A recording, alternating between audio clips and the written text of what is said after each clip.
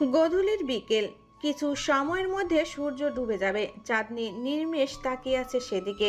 ওর চুলগুলো পলিটেল করে বাঁধা, বেবি হেয়ারগুলো ছড়িয়ে আছে মুখের উপর। আধার দাঁড়িয়ে আছে ওর পাশে। বিস্তীর্ণ মাঠের মতো বড় একটা ছাদ, এক সাইডে অনেকগুলো টব রাখা।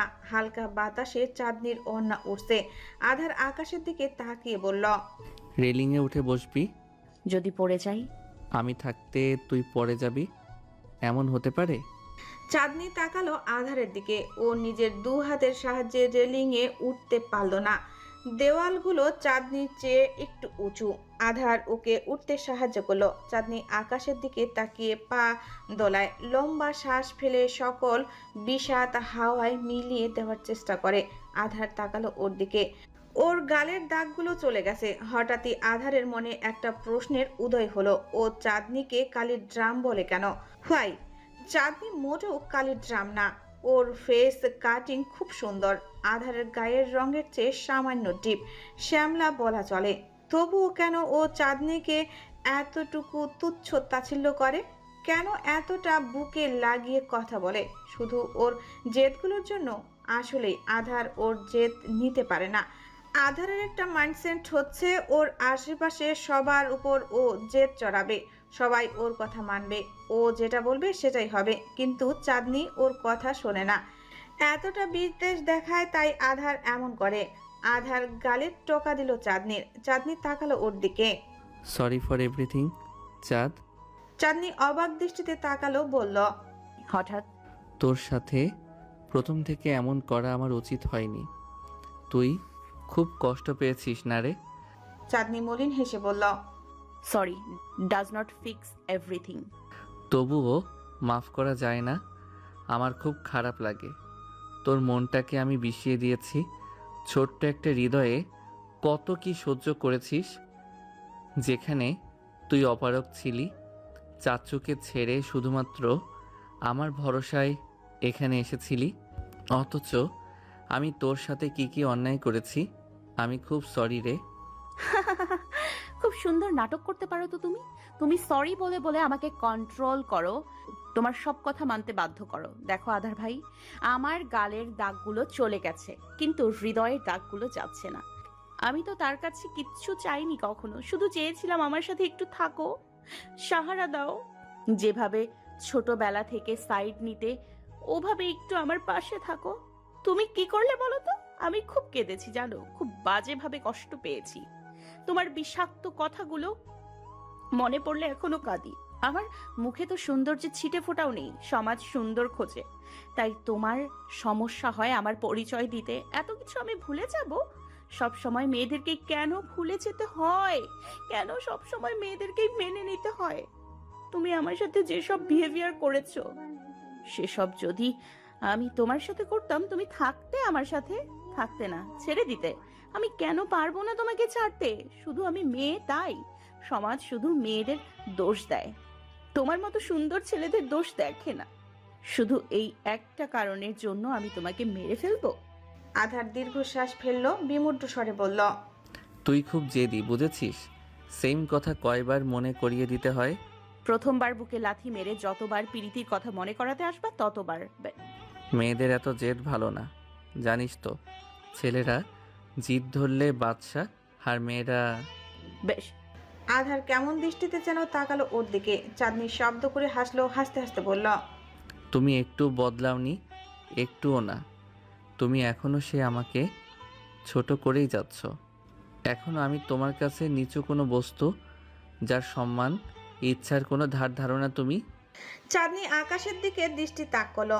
ওর দুটো চিকচিক করছে সূর্যের আলোতে। মনে হচ্ছে গলায় যেন কেউ কাটা তার পেঁচিয়ে দিয়েছে। দুজন নির্মিষ তাকিয়ে আছে আকাশের দিকে। সূর্য অস্ত গিয়েছে মাত্রই। পশ্চিমের লালিমা রক্তবর্ণ আকাশ, কিছু ছন্নছাড়া পাখি উড়ে যাচ্ছে। বিষাদে ছেয়ে আছে দুটো হৃদয়।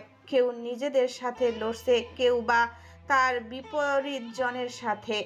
রুক্ষ বাতাস ওদের গা ছুঁয়ে দেয়। ওদের জীবনের বসন্ত আসে না অনেক দিন। আজ চাঁদনির জন্মদিন। এই একটা দিনে ওর মনটা খুব ফুরফুরে থাকে, তবে আজ দিনটা তার ব্যতিক্রম। যদিও ও আর ওর বাবা ব্যতীত এই দিনটা কেউই মনে রাখে না, তবুও চাঁদনির এই দিনটার জন্য অপেক্ষা করে। কখনো বাড়িতে ওর জন্মদিন পালন করা হতো না, অথচ বাড়ির আর দু ছেলে মেয়ে আধার আর অর্পিতার জন্মদিনে ঘটা করে দাওয়াত দেওয়া হতো সবাইকে, কেক কাটা হতো। চাঁদনি এসব চায়নি কোনোদিন। আকিব শিকদার ওকে বারবার 12টায় উইশ করতো, ওরা দুজন মিলে কেক কাটতো, ওর বাবা ওকে অনেকগুলো গিফট দিত। যত ইম্পর্টেন্ট কাজই হোক না কেন, আকিব শিকদার 12টার আগে চলে আসতো ওকে উইশ করতে। মানুষটা আজ আর এলো না। সে কি জানে না চাঁদনি অপেক্ষা করে আছে? ফোন না হয় ধরলো না, একটু অভিমান করার অধিকার কি ওর নেই? সবাই যা ইচ্ছা তাই করতে পারবে ওর সাথে। চাঁদনি কক্ষ ছেড়ে বেরিয়ে এলো। আধার ওর জন্মদিন জীবনেও মনে রাখবে না। একটা কালির ড্রামের জন্মদিন মনে রাখা তেমন ইম্পর্টেন্ট কোনো বিষয় না। চাঁদনি তবুও এক পলক আধারের কক্ষে উকি দিল। খালি দেখে কপালে ভাঁজ ফেলে সিঁড়ি বেয়ে নামলো। ড্রয়িং রুম খালি। কিচেনের দিকে এগিয়ে গেল চাঁদনি, কিন্তু ও যাওয়ার আগেই আধার বেরিয়ে এলো। চাঁদনি থেমে গেল। আধারের হাতে কেক। চাঁদনির সামনে এসে দাঁড়িয়ে ওর হাতে কেক উঁচিয়ে চিল্লিয়ে বলল, হ্যাপি বার্থডে চাঁদ। চাঁদনি হাঁ করে তাকালো ওর দিকে। কতক্ষণ ব্যাপী অবাকের চোটে কথা বের হলো না ওর মুখ দিয়ে। আধার হাসি মুখে বলল, হ্যাপি সুইট 17 চাঁদ। 17 বছর হয়ে গেছে তোর, বুড়ি হয়ে গেছিস। তুমি আমার বার্থডে মনে রেখেছো? ভাঙা গলায় বলল চাঁদনি। আধার কপালে ভাঁজ ফেলে বলল, how can I forget your birthday? আমার বার্থডে বাবা ব্যতীত আজ পর্যন্ত কেউ মনে রাখেনি আধার ভাই। কে বলল তোকে? আমি তো মনে রাখি, আমার তো প্রতি বছর মনে থাকে। হ্যাঁ, উইশ করা হয়নি ঢাকা আসার পর, বাট আমার মনে থাকতো। চাঁদনি ঠোঁট চেপে তাকালো আধারের দিকে। কান্না আটকে বাচ্চাদের মতো করে বলল, বাবা তো আসলো না, আমাকে উইশও করেনি। করবে হয়তো, মাত্রই 12টা বেজেছে, এখনো সময় আছে। আর বাবা আসেনি বলে এত আফসোস করছিস কেন? প্রতি বছরই তো বাবা থাকে তোর সাথে। এবছর না হয় আমি আছি, এরপর থেকে প্রতিটা বছর থাকবো। চল, কেক কাটবি। আধার নিজের চকলেট কেক বানিয়েছে চাঁদনির জন্য। ওর চকলেট খুব ফেভারিট। চাঁদনি কেক কাটতে বসলো। আধার আফসোস করে বলল, ও শিট, আমি তো মোমবাতি আনতে ভুলেই গেছি। আসলে কেকটা কি করে বানাবো এটা নিয়ে টেনশনে ছিলাম। ফার্স্ট টাইম বানিয়েছি। মোমবাতি লাগবে না, তুমি বসো, আমি কেক কাটছি। চাঁদনি কেকে ছুরি বসানোর আগেই বেল বাজলো। আধার ভ্রু উঁচিয়ে তাকালো সদর দরজার দিকে। এত রাতে কে এলো? আধার যাওয়ার আগে চাঁদনি নিজেই উঠে দাঁড়ালো। দরজা খুলতেই অবাক দৃষ্টিতে তাকালো চাঁদনি। আকিব শিকদার হাসি মুখে দাঁড়িয়ে আছে, তাকিয়ে আছে ওর দিকে। ওকে দেখতেই ঠোঁটের হাসি আরো বিস্তর হলো তার। ওনার দু হাতে 10-12টা প্যাকেট। চাঁদনি হতভম্ব হয়ে দাঁড়িয়ে থাকলো। ওর মনে হলো স্বপ্ন দেখছে। আকিব শিকদার বললেন, ঢুকতে দিবে না আম্মা? চাঁদনির সম্মতি ফিরল। দরজা থেকে সরে দাঁড়ালো ও। আকিব শিকদার ভেতরে ঢুকলেন। ততক্ষণে আধারও এগিয়ে এলো। চাচু, আমার হাত থেকে এগুলো নাও তো বাবা। আধার ওনার হাত থেকে প্যাকেটগুলো নিয়ে সোফায় রাখলো। আধার উদ্গ্রীব স্বরে বলল, এত রাতে তুমি? আমার তো বিশ্বাসই হচ্ছে না। ফ্ল্যাট খুঁজে পেতে সমস্যা হয়নি তো? এতগুলো প্যাকেট কি করে নিয়েছো? না, বাড়ির ড্রাইভার তোমার ফ্ল্যাট চিনতো, সে এখান পর্যন্ত এনে দিয়েছে, কষ্ট হয়নি। আকিব শিকদার চাঁদনির দিকে তাকালেন। আম্মা, আমাকে জড়িয়ে ধরো। বাবা মিষ্টি সো মাছ, এখনো অভিমান করে থাকবে? দেখো চলে এসেছি তোমার কাছে, নিয়ে যাবো তোমাকে। তুমি আমাকে বুঝবে না? চাঁদনি ছুটে গিয়ে জড়িয়ে ধুলো তাকে। আকিব শিকদার 2 পা পিছিয়ে গেল। চাঁদনি হুড়মুড়িয়ে বলল, I miss you so much বাবা। হ্যাপি বার্থডে আম্মা। সরি ফর লেট, 12টায় উইশ করতে পারিনি, কিন্তু দেখো আমি বরাবর 12টা 10-এ উইশ করেছি। তুমি এসছো আব্বু? আমার তো বিশ্বাসই হচ্ছে না। আমার মনে হচ্ছিল তুমি বোধহয় আমাকে ভুলেই গেছো। এতগুলো দিন তোমার একবারও আমার কথা মনে পড়লো না? আর বলা সম্ভব হলো না ওর পক্ষে। চাঁদনি এবার কেঁদেই দিল। আকিব শিকদার বুকের সাথে শক্ত করে ধরে রাখলেন চাঁদনিকে। চাঁদনি তার শার্টের বুকের কাজটায় ভিজিয়ে ফেললো চোখের জলে। আকিব শিকদার ওর চোখের জল মুছিয়ে দিলেন, ভরাট কণ্ঠে বললেন, বাবা খুব মিস করেছে তোমাকে, তোমার কথা খুব মনে পড়েছে তার। কেঁদো না আম্মা, কেঁদো না প্লিজ, আমি চলে এসেছি তো, আর কাঁদতে হবে না তোমাকে। অনেক কেঁদেছো, আর না, আর কখনো না। টেবিলের উপর কেক রাখা ছিল। আকিব শিকদার সেদিকে তাকিয়ে বললেন, তোমরা কেক কাটছিলে? হুম, আধার ভাই কেক বানিয়েছিল আমার জন্য, মাত্রই কাটতে বসেছিলাম। বাহ, আমি আরও টেনশন করছিলাম তোমার জন্য কেক কিনতে পারিনি বলে। সব দোকান বন্ধ হয়ে গেছে এত রাতে। চলো আমরা কেক কাটি। চাঁদনি মাথা ঝাঁকালো। কেক কেটে প্রথম পিস আকিব শিকদারকে খাওয়ালো, কিন্তু আধারকে খাওয়াবে কি না ভাবনায় পড়ে ওর দিকে তাকালো। আধার তাকিয়ে আছে ওর দিকে, ওর দৃষ্টিতে কোনো অনুভূতি নেই, নির্লিপ্ত। চাঁদনি তবুও এক পিস কেক ওর মুখের সামনে ধরলো। আধার পুরো পিস নিয়ে নিল ওর মুখে। চাঁদনি সিটকে হাত সরিয়ে আনলো। আধার মুখ বাঁকালো। আকিব শিকদার থাকায় ওকে গালি দেওয়া সম্ভব হলো না, কিন্তু মনে মনে খুব বকলো চাঁদনিকে ওর নাটকের জন্য। সোফার উপর 12টা প্যাকেট, সব কিছুই চাঁদনির জন্য আনা জিনিসপত্র। আকিব শিকদার অনেকগুলো হোয়াইট রঙের ড্রেস এনেছে ওর জন্য, অনেকগুলো চাঁদনির favourite chocolate, silk, Cadbury, KitKat, Raffaello, সাথে অনেক সাজগোজের জিনিস। যদিও চাঁদনি সাজে না, তবুও তিনি সব সময় চাঁদনির জন্য কিনতেন। এবারও আসার সময় চাঁদনির জন্য অনেক কেনাকাটা করেছেন তিনি। আকিব শিকদার আর চাঁদনি সবাই বসে কথা বলছিল। আধার উপরে গেছে, হয়তো বাবা মায়ের মাঝে কাবাব মে হাড্ডি হতে চায়নি। এমনিতেও চাঁদনি কয়েকদিন ধরে খুব মন খারাপ করছিল আকিব শিকদারের সাথে কথা বলার জন্য। চাঁদনি মনোযোগ দিয়ে চকলেট খাচ্ছিল। আকিব শিকদার নরম স্বরে ডাকলেন। আম্মা, চাঁদনি চকলেট খেতে খেতে উত্তর দিল, হুম। এবার তোমাকে নিয়ে যাব। কোথায়? বাড়িতে? তোমার এখানে থাকতে কষ্ট হচ্ছে না বাবাকে ছাড়া? চাঁদনি চকচকে দৃষ্টিতে তাকালো, খুশি হয়ে জবাব দিল, কোথায়? বাড়িতে। একেবারের জন্য নিয়ে যাবে, আর আসতে হবে না এখানে? তোমার ইচ্ছা, তুমি আসতে চাইলে আসবে, নয়তো থেকে যাবে সেখানে। এখন থেকে বাবা তোমার কথা মতো চলবে। আমার মেয়ে যেটা চাইবে এখন থেকে সেটাই হবে। চাঁদনি উৎফুল্ল হয়ে মাথা ঝাঁকালো। আকিব শিকদার রাতে চাঁদনির রুমে থাকলেন। পুরো ফ্ল্যাটে শুধু 2টো বেডরুম আছে। আকিব শিকদার জানে না চাঁদনি আর আধার এতদিন আলাদা রুমে থেকে এসেছে। একদিক দিয়ে আধার বড় বাঁচা বেঁচেছে। মাত্র কয়েকদিনই তো হলো চাঁদনি আর ও বাংলাদেশ ইন্ডিয়ার বর্ডার দিয়ে এক রুমে থাকছে। ভাগ্যিস আকিব শিকদার আগে আসেনি, নয়তো ভেবেই নিত আধার চাঁদনিকে মানতে পারেনি, তারপর চাঁদনিকে গ্রামে নিয়ে চলে যেত, আর কখনো আসতেই দিত না। পরের দিন সকালে চাঁদনি আধারের কক্ষের বেলকনিতে বসেছিল। আকিব শিকদার এখনো ঘুম থেকে ওঠেনি। লং জার্নি, হয়তো বেশি ক্লান্ত হয়ে পড়েছিলেন। উনি না উঠায় আধার আর চাঁদনিরও ব্রেকফাস্ট করা হয়নি। আধার ঘুম থেকে উঠে কথায় যেন বেরিয়েছে। চাঁদনি অন্যমনস্ক হয়ে বসেছিল। একটু পর আধার গলা ফেরে ডাকতে ডাকতে কক্ষে এলো। চাঁদ, এই চাঁদ। চাঁদনি হক চকিয়ে উঠে দাঁড়ালো, উদ্গ্রীন্ন স্বরে বলল, কি? আধারের হাতে একটা কালো রঙের খাঁচা, ভেতরে 2টো পাখি ভদ্র হয়ে বসে আছে। একটার রং হলুদ, আরেকটি অফ হোয়াইট আর ধূসর মিশেল। আধার ব্যালকনিতে এলো। চাঁদনি এগিয়ে এলো ওর দিকে, খাঁচাটার দিকে তাকিয়ে রইল। দেখ, তোর জন্য পাখি নিয়ে এসেছি, একদম তোর মতো।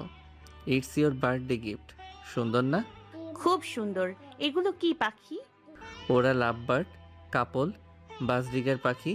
চাঁদনি খাঁচায় হাত রাখে, মুগ্ধ দৃষ্টিতে তাকিয়ে বলে, পাখিদের আকাশে উঠতে দেখেই সুন্দর লাগে, খাঁচায় মানায় না, ওদের মুক্ত করে দাও। আধার উদ্গ্রীন্ন স্বরে বলল, তোর পছন্দ হয়নি চাঁদ?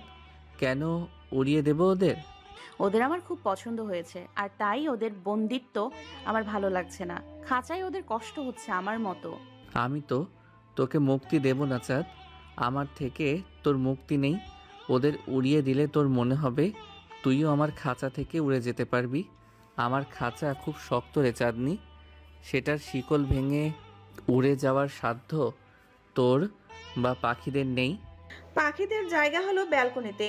চাঁদনি মুখে বলছে ঠিকই ওদের উড়িয়ে দিতে, অথচ ব্যালকনিতে রাখার পর চাঁদনি খুব ব্যস্ত হয়ে পড়ল ওদের নিয়ে।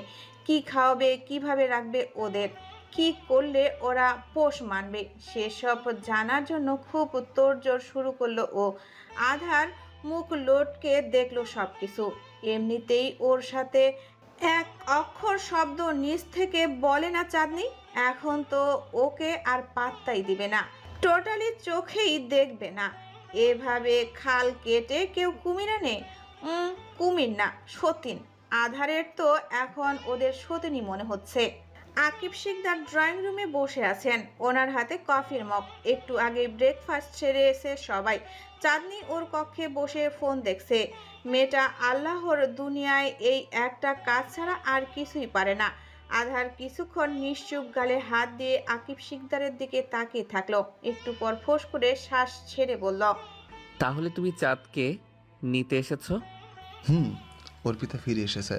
শুধু একা আসেনি, ওর স্বামীকেও নিয়ে এসেছে। জানো, বড় ভাই প্রথমে ওদের থাকায় অসম্মতি জানালেও পরে মেজো ভাইয়ের অনুরোধে মেনে নিয়েছে ওদের। মেজো ভাবি কান্নাকাটি করে বাড়ির সবাইকে মানিয়ে নিয়েছেন। অথচ ওই মেয়েটার জন্য আমার মেয়ের জীবনটা উল্টোপাল্টা হয়ে গেল। আধার, অর্পিতা ফিরে না এলে তো জানতামই না বাবা হিসেবে কতটা জঘন্য আমি। অন্যের দোষের শাস্তি নিজের মেয়ের মাথার উপর গছিয়ে দিয়েছি। তুমি বলো আধার, অর্পিতাকে বাড়িতে থাকতে দেয়া চাঁদের উপর অন্যায় না? আধার মাথা ঝাঁকিয়ে বলল, হ্যাঁ অন্যায়, কিন্তু তুমি এটা আমাকে বললেই পারতে, আমি নিয়ে যেতাম। তোমার কষ্ট করে আসার দরকার ছিল না। আকিব শিকদার ভ্রুকুসকে বলল, আমি আশায় কোনো সমস্যা হয়েছে? না, কি সমস্যা হবে? মনে হচ্ছে খুশি হওনি। সত্যি বলতে তুমি যদি পরে আসতে তবে আমি অবশ্যই অনেক বেশি খুশি হতাম, কিন্তু এখন আমার এক্সাম চলছে চাচ্চু, আমি গ্রামে যেতে পারবো না। তুমি না হয় পরে এসো আধার, এক্সাম শেষ হলে আমি চাঁদকে নিয়ে যাই। খুব মনে পড়ছিল ওর কথা, জানো তো, ওকে ছাড়া কোনোদিন থাকিনি। সুযোগই হচ্ছিল না আসার। এর চেয়ে বড় কথা ভয় হচ্ছিল কিভাবে ওর সাথে নজর মেলাবো।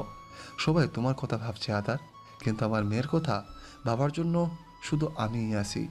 আধার কি বলবে বুঝতে পারলো না। আকিব শিকদার আবার বললেন, তোমরা দুজন এখনো ছোট, সংসার তো মুখের কথা না। আমার মেয়েটা তো আমাকে ছাড়া এক পাও এগোতে পারে না, সেখানে ধরে বেঁধে বিয়ে নামক একটা সম্পর্কে জড়িয়ে দিয়েছি তোমাদেরকে। ভুল করেছি, কত অপমান করেছো তুমি আমার ছোট মেয়েটাকে। আমি ওকে নিয়ে যাবো আধার। শাস্তি দিবা? আমি কি ইচ্ছে করে অপমান করেছি ওকে? বাবার উপর খুব রাগ হয়েছিল। সে রাগ তো তুমি চাঁদনির উপর ঝাড়তে পারো না, ওর তো কোনো দোষ ছিল না। ও কেন সাফার করবে বলো? তুমি এখনো ওকে মেনে নিতে পারোনি, আমি জানি। আধার নিষ্প্রাণ দৃষ্টিতে তাকালো আকিব শিকদারের দিকে। তুমি ওকে নিয়ে যেতে পারবে না? তুমি তো ওকে চাও না, পছন্দ না তোমার ওকে। সেটা তো প্রথম দিনই বলেছিলাম, দাম দিয়েছিলে আমার কথার। ঠিকই তো, বিয়েতে 3 ভাই মিলে সাক্ষী দিয়েছ। এখন কেন মেয়ের কথা মনে পড়ছে? মানুষ মাত্রই ভুল হয় আধার। Exactly, that's the point. মানুষই তো ভুল করবে, ভুল না করলে তো আমরা ফেরেশতাই হতাম। তোমরা এই শেষ বয়সে এসে ভুল করতে পারো, আর বয়সের দোষে সেম ভুল আমি করতে পারি না? শেষ বয়স কি বলছো? মনে পানে আমি এখনো এক। শোনো, এসব কথা বলে কোনো লাভ নেই। আজ রাতে দুজনের জন্য ট্রেনের টিকিট বুক করেছি আমি। চাঁদনির খুব শখ ট্রেনে চড়ার। প্রথমবার আমাকে ছেড়ে কাঁদতে কাঁদতে এসেছিল, ট্রেনে চড়ার অনুমতি নিতে পারেনি, তাই রিকোয়েস্ট করেছে আমাকে ট্রেনে করে যাবে। নো, আমি যেতে পারমিশন দেব না। আমি ওর বাবা আধার, বাবা হয়ে তোমার পারমিশন লাগবে আমায়? লাগবে। ওর যখন বিয়ে হয়ে গেছে তখন আমার অধিকার তোমার চেয়েও বেশি। আকিব শিকদার কিছু না বলে উঠে দাঁড়ালেন। সিঁড়ি বেয়ে যেতে যেতে বললেন, যা ইচ্ছে করো, ওকে তো আমি নিয়ে যাবই। চাঁদনি যাবে না? দেখো তুমি। দেখা যাবে। সামনে নির্বাচন। শহরের অলি মহল্লা, চায়ের দোকান থেকে বাজার, সব জায়গায় এখন একটাই আলোচনার বিষয়, নমিনেশন। কে পেল কে পেল না এই নিয়ে গরম রাজনীতি। তবে রাতের এ নিয়ে বিন্দুমাত্র মাথা ব্যথা ছিল না। ঢাকায় আসার পর দলীয় সকল প্রোগ্রামে সশরীরে থেকে দু হাতে মানুষের ভালোবাসা কুড়িয়েছে ও। বিশ্বাস তো ছিলই, নমিনেশন না পেলেও সমস্যা ছিল না। এমনিতেও এখানে মন টিকছিল না ওর। ওর অসুস্থ মাটা একা একা চট্টগ্রামে কেমনে আছে কে জানে। চট্টগ্রামে ফিরে যেতে ইচ্ছা করছে খুব করে, অথচ নির্বাচনের আগে যেতেও পারছে না। রাতের রাজনীতির শখটা ছিল সেই ক্লাস 8 থেকে। সাদিক হোসেন বহুকাল এলাকার এমপি ছিলেন। রাজনীতি রিলেটিভ কাজগুলো ওদের বাড়িতে লেগেই থাকতো সারাক্ষণ। স্বাভাবিক একটা ছোট্ট মনে এসব নিয়ে প্রভাব পড়বেই। জীবনের এত উত্থাল পতনেও রাত কখনো রাজনীতি ছাড়েনি। ওর মা বাবার ছাড়াছাড়িতেও না, ওর বাবার অমানসিক এর মতো প্রহারেও না। লোকটার তো বাড়ি আর রাজনীতি পার্থক্যই করতে জানতো না, দুটো বিষয় গুলিয়ে ফেলতো। তারপর সেটার ফল ভোগ করতে হতো আবরার নামের একটা ভাঙ্গাচোরা মানুষকে, যার অতীত বর্তমান দুটোই জঘন্য। ভবিষ্যতে বেঁচে থাকবে কিনা ওটারও কোনো গ্যারান্টি নেই। আকাশের দিকে তাকিয়ে দীর্ঘ নিঃশ্বাস ফেলল রাত। আকাশে আজ কোনো চাঁদ নেই, আছে হাতে গোনা তারা। অমাবস্যা বোধহয়। রাতের অমাবস্যা ভালো লাগে। জ্যোৎস্না রাতে চাঁদ এতটা আলোকিত করে দেয় ধরণীকে যে রাতের মহত্ব গভীরতা বোঝাই যায় না। রাত তো হবে রাতের মতো, অমানিসা, অন্ধকারে ঘেরা, একদম ওর জীবনের মতো। রাতকে কেন চাঁদ এসে আলোকিত করবে? কেন রাতের অসীমতা গভীরতা নষ্ট করে দিবে? রাত এ বিষয়ে ঘোর বিরোধী। ফোনের রিংটোনে রাতের ধ্যান ভঙ্গ হলো। না দেখে কল রিসিভ করতেই ওপাশ থেকে একটা এলোমেলো অস্থির কণ্ঠস্বর ভেসে এলো। আবরার, এই আবরার। রাত হকচকিয়ে গেল, নরম স্বরে ডাকলো, আম্মু, এত সকালে তুমি? ঘুম ভেঙে গেছে তোমার? ওপাশের নারীটি কাঁদো কাঁদো স্বরে বলল, তোমার সাথে কথা নাই আমার। কোথায় তুমি? তুমি আসলে না কেন? বাবা আমাকে মিথ্যা কেন বলেছে? হ্যাঁ, তুমি আমাকে ছেড়ে চলে গেলে। এই কোথায় গেছে আমি? কি হচ্ছে তোমার আম্মু? I okay? I am not okay. তুমি আসলে না। কতদিন তোমাকে দেখিনি আমি। আমার কথা তো তোমার মনে পড়ে না, কিন্তু আমার খুব কান্না পায় তোমার জন্য। তুমি আসলে না। ওপাশ থেকে কান্নার আওয়াজ শোনা গেল। রাত অস্থির হয়ে উঠল। এই দুনিয়ায় ওর সবচেয়ে অপছন্দের জিনিস হলো মানুষটার কান্না। রাত নিতে পারে না, অসহ্য যন্ত্রণা হয়। রাত উদ্গ্রীব স্বরে ডাকতে থাকলো, আম্মু, এই আম্মু, কেঁদো না, কেঁদো না প্লিজ। কি হয়েছে আমাকে বলো। নানু ভাইকে ফোনটা দাও। আল্লাহ রে, কেন কাঁদছো তুমি এভাবে? মরে গেছে আমি? কেঁদো না আম্মু। এই চুপ, তোমার সাথে কোনো কথা নাই আমার। ফোন কেটে গেল। রাত ততস্ত্র হাতে অ্যাংরি বার্ড নাম্বারে কল দিল কয়েকবার। ও পাশ থেকে রিসিভ হলো না। ওর বুকের ধুকভুকানি বেড়ে যায়, অসহায় লাগে নিজেকে। রাত আরও একবার কল করলো, রিসিভ হলো না। দ্রুত পায়ে কক্ষে চলে এলো। আলমারি থেকে এলোমেলো হাতে নিজের কয়েকটা যাবতীয় প্রয়োজনীয় জিনিস বের করলো। আজকেই চট্টগ্রাম ফিরে যাবে ও। নির্বাচন চুলোয় যাক, ওই মানুষটার কিছু হলে তো ও মরেই যাবে। সেখানে নির্বাচন দিয়ে কি হবে? প্রয়োজনীয় জিনিস ব্যাগে নিয়ে সুহাসকে কল করলো রাত। ছেলেটা বোধহয় ঘুমিয়েছিল। নিজের ঘুমকে বলিদান দিয়ে বসের ফোন রিসিভ করে ঘুম ঘুম স্বরে নিজের উপস্থিতি জানান দিল। রাত তড়িঘড়ি করে বলল, সুহাস, আমি চট্টগ্রামে চলে যাচ্ছি। আম্মু ভালো নেই সুহাস, কান্না করছে। আমার ভয় লাগছে অনেক। জানি না নির্বাচনের আগে ফিরতে পারবো কিনা, আদৌ ফিরবো কিনা সেটাও জানি না। তুমি সাদেক ইহসানকে বলে দিও। আর হ্যাঁ, এটাও বলে দিও যাতে ইচ্ছে মতো গালাগাল করে আমাকে। তার কাছে তো নিজের মানুষের চেয়ে বাজিয়ে জেতাটা বেশি গুরুত্বপূর্ণ, কিন্তু আমার তো সেটা না। উপরে এক আল্লাহ ছাড়া, নিচে আম্মু ছাড়া আমার আর কেউ নেই। আমি চলে যাচ্ছি। ছেলেটা কিছু বলতে চাচ্ছিল বোধহয়, কিন্তু রাত শুনল না, দ্রুত কল কেটে দিল। তখনই আবারও ঝংকার তুলে ফোন বাজা শুরু করলো। অ্যাংরি বার্ড নামে সেভ করা নাম্বার থেকে কল এসেছে। রাতের জানে পানি এলো বোধহয়। দ্রুত রিসিভ করে ডাকলো, আম্মু। নানু ভাই, আমি। নানু ভাই? আম্মু কাছে কেন? কি হয়েছে? কিছু হয়নি, চিন্তা করো না তুমি। কয়দিন ধরে তোমার কথা বেশি মনে পড়ছিল। আমাকে বারবার বলছিল। আমি তোমাকে জানাছিলাম কারণ তুমি চিন্তা করবে। কাল বেশি জিজ্ঞেস করাই বলে দিয়েছি আজ সকাল সকাল আসবে, কিন্তু ওটা তো আমি বুঝ দেওয়ার জন্য বলেছিলাম। মনে করেছিলাম সকালে উঠে ভুলে যাবে, কিন্তু ভুলেনি। তোমাকে না দেখে বাড়ির মাথায় তুলেছে, একজন সার্ভেন্টের মাথা ফাটিয়ে দিয়েছে ফুলদানি ছুঁড়ে মেরে। রাত এক নিঃশ্বাসে বলল, কি সে এখন কেমন আছে? আছে ভালো, অতটা লাগেনি, তারপরও হসপিটালে পাঠিয়েছি, ভালো আছে এখন। রাত দীর্ঘ নিঃশ্বাস ফেলে বলল, ওনার কাছে একটু ক্ষমা চেয়ে নিও নানু ভাই, যাবতীয় খরচ দিয়ে দিও। আমার আম্মুকে যাতে বদ্ধ না দেয়। এই বদ্ধ জিনিসটা খুব ভয় লাগে আমার। বলছিলে তো এসব করতো না, বলো? বলছি চিন্তা করো না তুমি। তুমি কেন এইভাবে মিথ্যা আশ্বাস দিতে গেলে বলো তো? তুমি জানো না আমার নিজের কথা ভুলেও আমার কথা বলে না? আমি তো ওকে শান্ত করার জন্য বুঝ দিয়েছিলাম, নয়তো কাল রাতের খাবারও খেত না। সকাল থেকে কান্নাকাটি করছে, কিছু খায়নি, বুঝছি না কি করব। তুমি কাল রাতে এসব আমাকে বলবে না? আমি তো কল দিয়েছিলাম, অথচ এমনভাবে বিহেভ করেছো যেন সবকিছু ঠিক আছে। ইটস টু মাচ নানু। তোমাকে চিন্তায় ফেলতে চাইনি, সামনে নির্বাচন তাই। তো নির্বাচন আমার আম্মুর চেয়ে বেশি গুরুত্বপূর্ণ। যাকগে, আমি আসছি, আজ রাতে চলে আসবো। অ্যাংরি বার্ডকে খেয়ে নিতে বলো। বাবারে, তোমার মেয়ে কি রাগ! তুমি আসতে পারো নানু ভাই, তোমার কাজ ফেলে আসা উচিত হবে না। আমি তো আমার আম্মুর ডাকে কবর থেকে উঠে আসার চেষ্টা করব, যদিও সেটা পসিবল না। আল্লাহ মাফ করুক, সামান্য ঢাকা থেকে চট্টগ্রাম যেতে পারবো না। আচ্ছা, ইউ আর ওয়েটিং। চাঁদনি নিজের কক্ষে ব্যাগ গোছাচ্ছিল। আধার তখনই ততস্ত্র পায়ে কক্ষে ঢুকলো। চাঁদনি হাতে কাপড় নিয়ে এক পলক ওর দিকে তাকালো, আবার নিচে ঝুঁকে নিজের কাজে মনোযোগ দিল। আধার এসেই ধপ করে বিছানার উপরে বসলো। আদেশের ছুড়ে বলল, তুই চাচ্চুকে বলবি তুই যাবি না, আমার সাথে যাবি। আমার এক্সাম শেষ হলে আমি তোকে নিয়ে যাব। আমি আব্বুর সাথেই যাব। দেখ, জেদ ধরবি না একদম। আমি বলছি না আমি নিয়ে যাব। প্লিজ থেকে যা চাঁদনি। আমি থাকতে চাচ্ছি না, অনেক আগে থেকেই চলে যেতে চাচ্ছিলাম, সুযোগ হচ্ছিল না। এখন যখন সুযোগ পেয়েছি হাতছাড়া করব না। আমার বাড়ির কথা অনেক মনে পড়ছে। কিন্তু বাড়ির কারো তোর কথা মনে পড়ছে না। তুই কাদের কাছে যাবি চাঁদনি?